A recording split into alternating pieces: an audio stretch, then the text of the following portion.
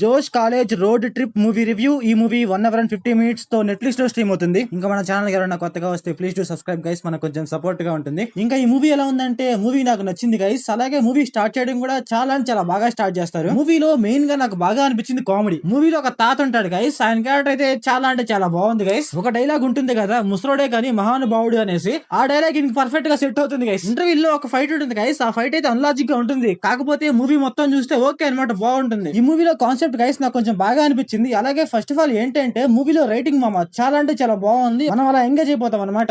ఇంకా ఈ movie plot line ఏంటంటే ఒక పిల్లాడు ఒక పెద్ద అయిన ట్రిప్ కి వెళ్తారు. అసలుకి ఎందుకు వెళ్ళారు, వెళ్ళాక ఏం జరిగింది అనేసి మనం మూవీలో చూస్తాం. ఇంకా ఈ మూవీ ఫ్యామిలీ వాచబుల్ అంటే నో గైస్, కొన్ని వర్డ్స్ అండ్ కొన్ని సీన్స్ అయితే మనం డిస్టర్బ్ చేస్తాయి ఖచ్చితంగా. ఏంటంటే మీ ఫ్యామిలీలో మీ తాత పెద్దోళ్ళు ఎలా మాట్లాడతారో మూవీలో అలాగే మాట్లాడతారు అనమాట. ఫస్ట్ ఆఫ్ ఆల్ ఏంటంటే మూవీలో ఒక రియాలిటీ ఉంటుంది, ఆ రియాలిటీ మీరు తెలుసుకుంటారు తెలియకపోతే.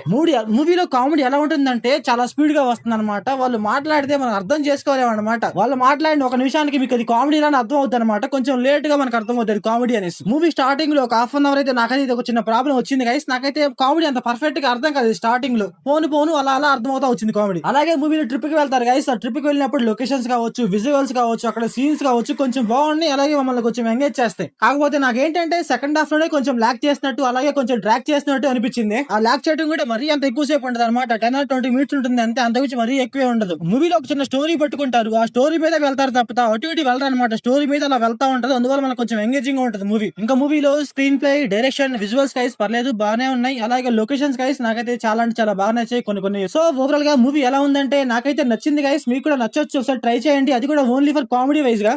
మూవీలో ఓన్లీ కామెడీ ఉంటుంది, అలాగే అక్కడక్కడ కొన్ని ఎమోషనల్ సీన్స్ వస్తాయి, కానీ అవైతే మరీ అంత వర్కౌట్ అవ్వవు, ఓన్లీ వస్తాయి వెళ్తాయి అన్నట్టుగా ఉంటుంది అనమాట. సో మీరు మూవీ చూసుకుంటే మీకు ఎలా అనిపించిందో కామెంట్ చేయండి. So thanks for watching.